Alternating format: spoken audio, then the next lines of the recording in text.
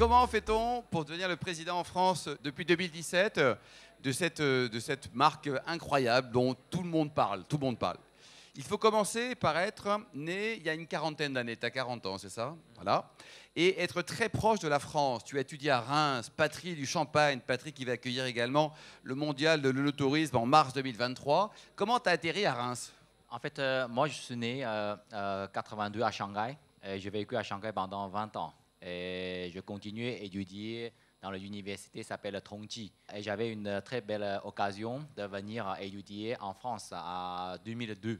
Donc, je restais 3 ans en France à l'école de Reims. Oui. Avant, ça s'appelle ESC. Et après, j'ai travaillé en Afrique. Est-ce que tu as fait la fête? Est-ce que tu as fait la fête quand tu étais à Reims? Parce que à Reims, c'est presque un pléonasme avec le champagne, tout ça, non? Ouais, Tu t'es régalé, quoi. C'est un très bon souvenir pour faire la fête parce que c'est quand même une très grande Comme différence. Alexandre Loré, tu as fait la fête, quoi. Alors ensuite, ton premier job quelque part, premier stage, premier job, tu étais dans le design. Tu étais chez qui?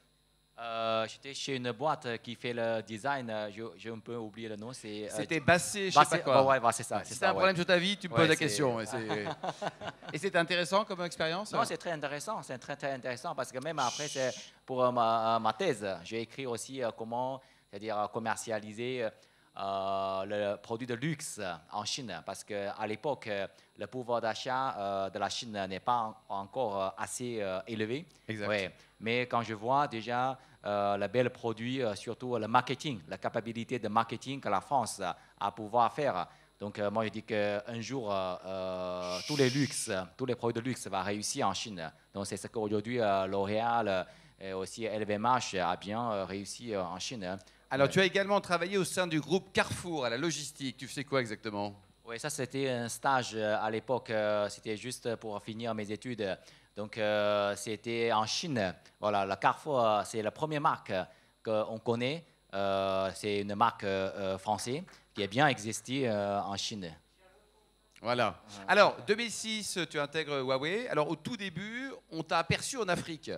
Alors, tu faisais quoi et tu sais dans quel pays? Parce que c'est grand, on a appris tout à l'heure que la moitié du monde serait peuplé en Afrique dans quelques années. Oui, c'était en 2006. Je restais 9 ans en Afrique. À l'époque, c'était pour vendre les technologies 2G et aussi un peu de ADSL. Ouais, donc en Afrique, à l'époque, il n'y avait pas d'Internet. Ouais, donc au lieu de passer le fibre, donc, on a décidé de directement aller sur d'abord le 2G et après le 3G. Et jusqu'à aujourd'hui, le 5G, ça n'existe pas encore en Afrique. Donc tout le monde aujourd'hui continue de déployer le 4G. Ouais, donc, c'était une belle aventure? Tu aimes ce continent? Tu t'es fait des amis? Non, c'était très bien passé. Ouais, parce que moi, j'ai resté 5 ans au Cameroun et quelques années au Nigeria. Le marché est tellement grand. Il y a un grand besoin à l'époque en Afrique pour appeler les gens, pour appeler les familles, parce que les gens sont très loin et surtout le transport n'est pas assez développé. Ouais, donc il n'y a pas de train. Et le train, c'est très rare. Ouais, et après, s'il y a le train, mais c'est vraiment très rare. Et si conduire la voiture, c'est de l'ouest à l'est. C'est long, c'est long. Oui, c'est très long. C'est très long. Ouais. Alors après, on t'a aperçu dans d'autres contrées en Angleterre. Alors tu faisais quoi en Angleterre, toujours pour Huawei? Bon, après rester 9 ans, moi je suis déplacé en Angleterre pour être le directeur dans le B2B business. Donc moi je vends le stockage, le Wi-Fi. Donc c'était entre 2015 et jusqu'à 2016. 2016. Oui, c'était rapide, c'était assez rapide. Après, j'ai eu une occasion de revenir en France. En 2017, tu deviens président France, c'est ça? Oui, c'est ça, oui. Alors, un mot sur ce groupe Huawei. On a vu tout à l'heure l'entreprise tentaculaire Honda. Ça représente combien de chiffre d'affaires Huawei? Combien de collaborateurs autour du monde? Quand je suis arrivé, on faisait moins de 500 millions. Cette année, on pourrait avoir peut-être, si on a de la chance, on pourra peut-être avoir 1 milliard. Ouais, donc c'était vraiment une très belle croissance. Malgré aujourd'hui, on n'était pas très fort dans le téléphone mobile, c'est-à-dire dans le handset. Moi, j'ai vu l'investigation que vous venez de faire. Aujourd'hui, peut-être la marque Huawei, vous connaissez toujours bien. Elle est très connue. À l'époque, on a à peu près le plus haut élevé marché. C'était avant Covid. On avait 20% de part de marché avec P3, avec P7. Ouais, tout ça, c'est une très belle marque. Après, c'est-à-dire aujourd'hui, on n'a plus le chipset. Ouais, donc c'est pour ça qu'on n'a plus de téléphone pour le handset. Mais par contre, pour l'infrastructure, on a toujours le bel stockage, les routeurs, les Wi-Fi, tous les produits là. Donc, pas besoin de 7 nanomètres de chipset. Donc, à partir de 14, 28, on est capable de fabriquer. Donc, peut-être vous aurez besoin encore un peu de temps, 1 an, peut-être 2 ans maximum pour avoir la marque Huawei dans l'avenir. Bientôt, on va revenir. Oui, donc là, tu discutes des dirigeants d'entreprise. Donc là, l'offre perso B2C, on va la résumer, et B2B, tu as déjà commencé à en parler. Voilà, B2B, en fait, notre business qui vient de B2B d'abord. Ouais. On avait vraiment des belles expériences de travailler avec les grands groupes comme Orange, comme SNCF. Voilà, tout ça, c'est notre grand client. Et aussi le PSA. Aujourd'hui, ça s'appelle Stellantis. Donc, pour connecter les voitures, dans l'avenir, toutes les voitures électriques, ça sera connecté aussi. Donc, c'est une belle voie qu'on va aller ensemble. D'accord. Et l'offre aujourd'hui, donc pour un particulier, demain matin, on veut y aller. On va les trouver où, les produits? Vous parlez de quel produit? Les produits grand public ou les produits B2B? Alors, le produit de grand public, je pense aujourd'hui, c'est vrai que le produit de Huawei, aujourd'hui, on n'a pas des produits de handset dans le marché français. Mais par contre, on a toujours la montre connectée. On a le pad qui peut marcher aussi très, très bien. Et après, c'est-à-dire dans tous les magasins, sur même Amazon, vous pouvez trouver notre produit. Et pour le B2B, ce qui vend vraiment très bien, on a plus de 30% de croissance cette année.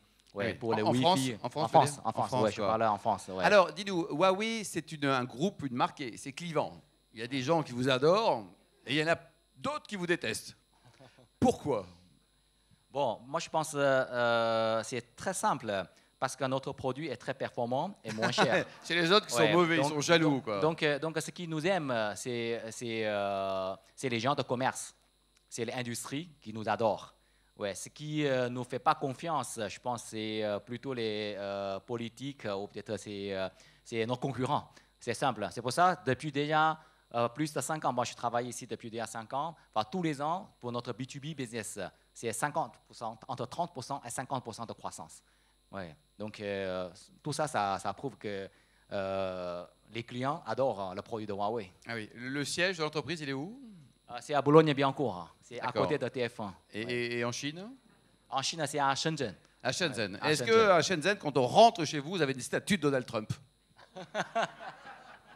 Ouais, Trump, c'est notre histoire. Alors, demain, on a fait un peu de prospective sur les voitures tout à l'heure en parlant de Honda. Qu'est-ce qui se passe dans les télécoms dans 10 ans? Allez, dans 10 ans, parce que ça va très très vite. Hein, la recherche et le développement, c'est important. C'est ça, oui. Donc, déjà, je pense pour le télécom, si vous regardez, il y a 10 ans, on avait déjà une très grande évolution sur cette technologie. Il y a 10 ans, tout le monde utilise, personne ne connaît iPhone. Hein. Ouais, il y a seulement Nokia qui est vraiment la plus grande marque à l'époque. Ouais, très connue, Alcatel, Nokia, qui est vraiment très connue. Et maintenant, c'est Samsung, iPhone. En fait, le vrai, c'est quoi? On peut utiliser le téléphone, aller sur Internet. Donc, tout ça, c'est la digitalisation. Ouais. Donc, dans les prochaines années, je pense que la digitalisation ne va pas s'arrêter et va même accélérer. Ce qui est très, très important de savoir, c'est que les technologies, c'est toujours développer de plus en plus rapide et de plus en plus sophistiquant. Ouais. Donc aujourd'hui, le téléphone que vous utilisez, la différence, c'est que le téléphone, ça vous permet pas seulement d'appeler les gens, mais de trouver toutes les informations que vous allez connaître, que vous avez besoin de connaître. Donc, très rapidement, si vous avez besoin d'un restaurant, c'est par téléphone. Si vous avez besoin même tweeter par exemple, votre histoire, vous pouvez aussi l'utiliser. Donc c'est ça qui est vraiment très, très utile.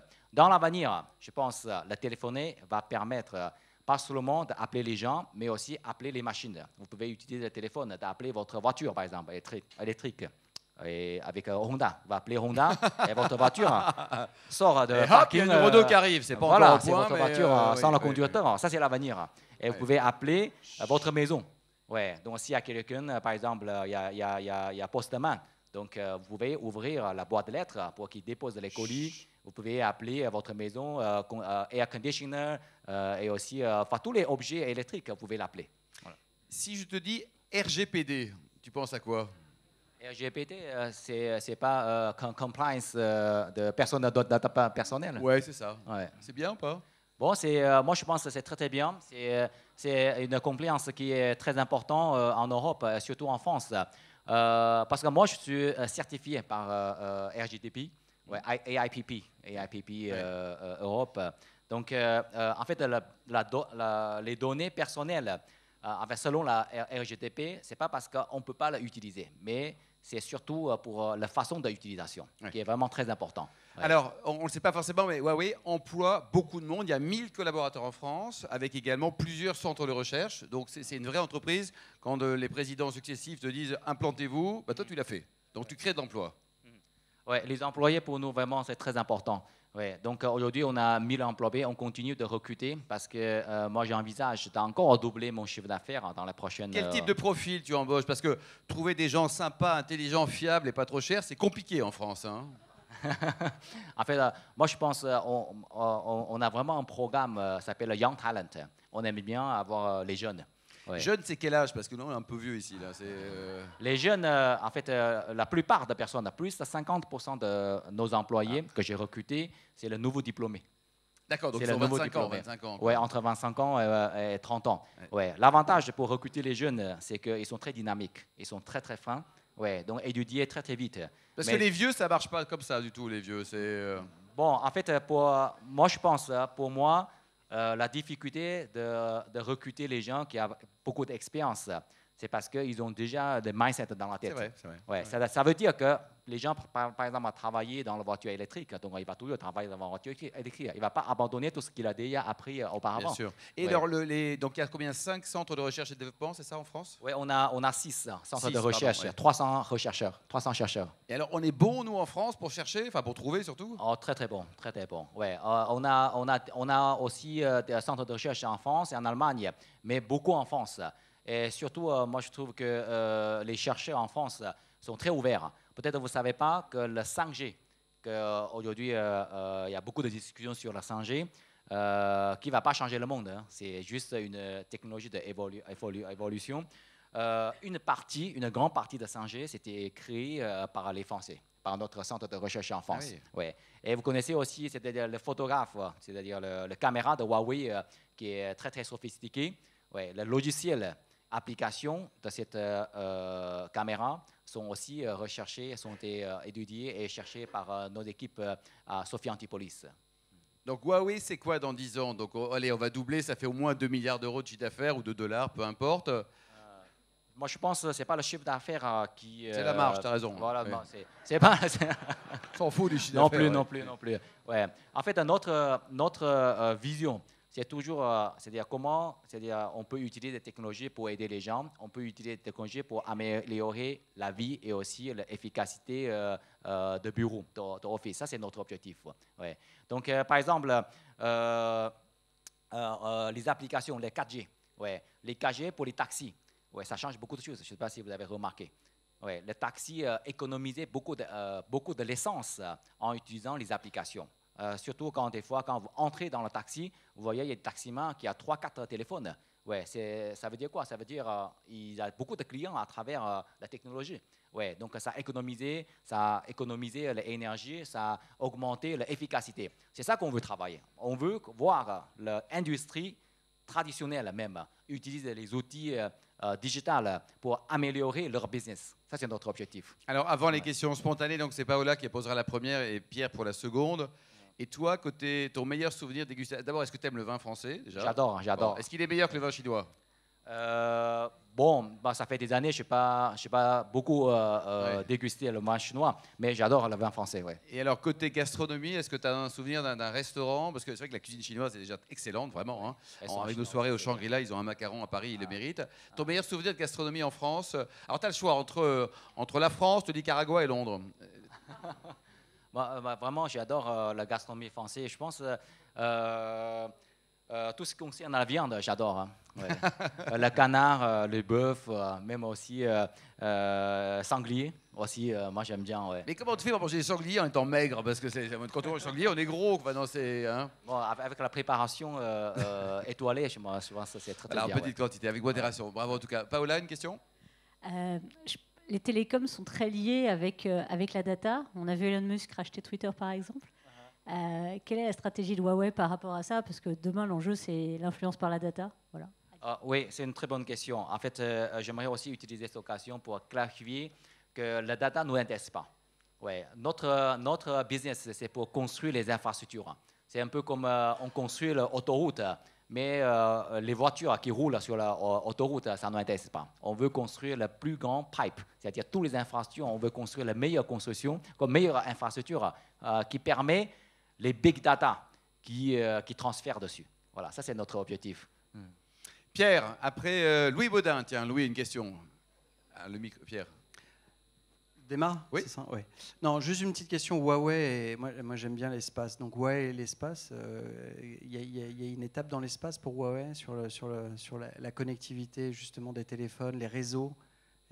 Voilà, quels sont les projets de Huawei dans l'espace? Dans l'espace, des satellites, Dans satellite, en fait, satellite, ce n'est pas notre concurrent. Donc, ça fait une solution complémentaire. Parce que pour construire, je ne sais pas si vous connaissez il y a combien de sites en France pour couvrir, pour que les gens puissent appeler à la maison, bureau et aussi sur autoroute. Vous avez une idée pour ça? Non, combien? Pardon? 70 000. Oui, c'est à peu près comme ça. C'est entre 70 000 et 80 000 sites. Ouais, qui sont installés sur le toit, sur l'autoroute. Vous voyez, il y a beaucoup d'antennes qui couvrent le territoire français. Mais la présence de cette de nombre de sites, ça représente moins de 10% du territoire. Voilà, donc il y a beaucoup d'endroits, par exemple, si vous marchez dans la montagne ou aussi dans la forêt, il n'y a pas de signal. Donc tous ces endroits dépendent de satellites. Satellite, aujourd'hui, c'est quand même très, très cher, mais capacité de satellite et aussi le moyen de maintenir, c'est quand même très, très difficile. Ouais, donc, les opérateurs préfèrent toujours travailler avec les équipementiers comme nous, comme Ericsson, Nokia, donc travailler sur site, sur place, ouais, pour maintenir le réseau, mais pour les endroits ruraux. Donc, peut-être on utilise des satellites pour les couvrir. Louis Baudin, Louis qui était merveilleux tout à l'heure pour la conférence. D'abord, est-ce qu'il va faire beau demain, Louis? Oui, ça y est. Demain, il va faire froid.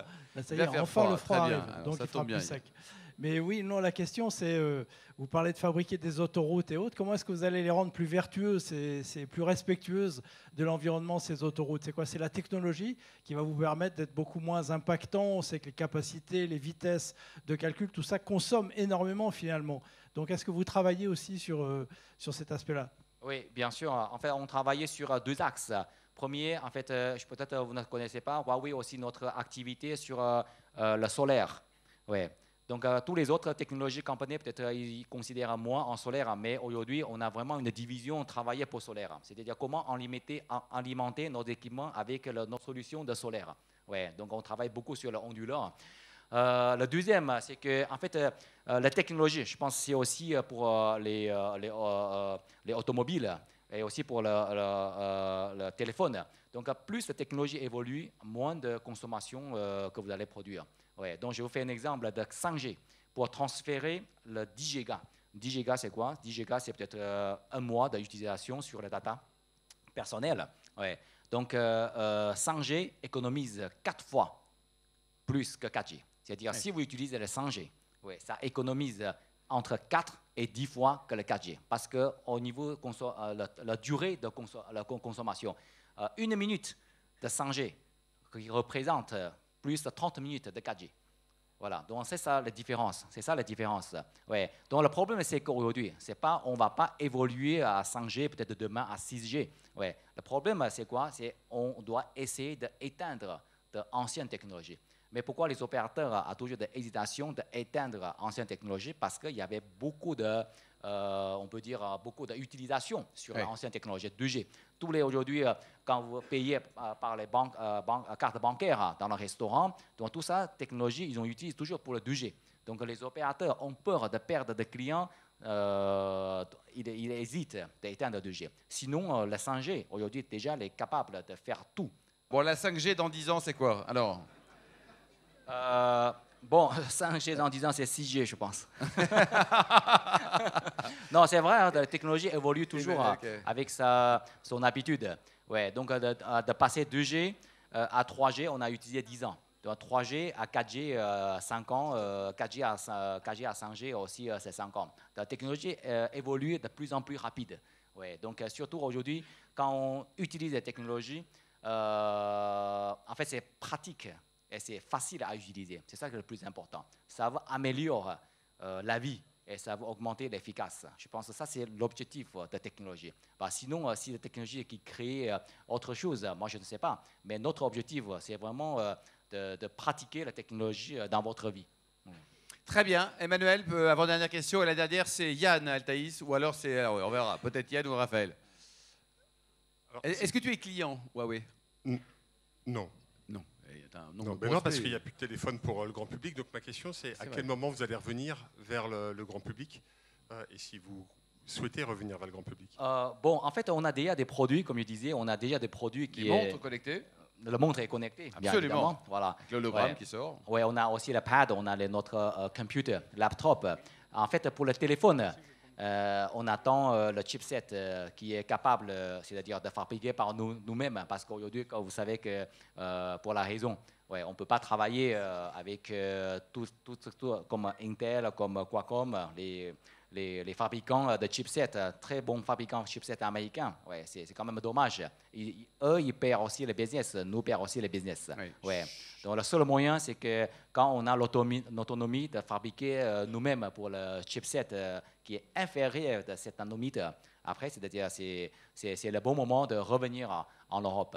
En fait, je pense que la plupart de vous utilisent déjà le Huawei, peut-être vous ne savez pas. Donc, on présente beaucoup dans le data center. Et SFR, Orange, Bouygues, même Free, ils ont tous utilisé nos équipements. On représente plus de 20% de parts de marché en France dans les infrastructures. Donc aujourd'hui, c'est vrai qu'on n'a pas de produits consommateurs aujourd'hui dans le magasin, mais on a beaucoup de produits qui sont dans le data center. Voilà. Je voulais juste que vous nous ouvriez un petit peu les horizons. J'imagine que Huawei a dans les cartons des trucs fantastiques.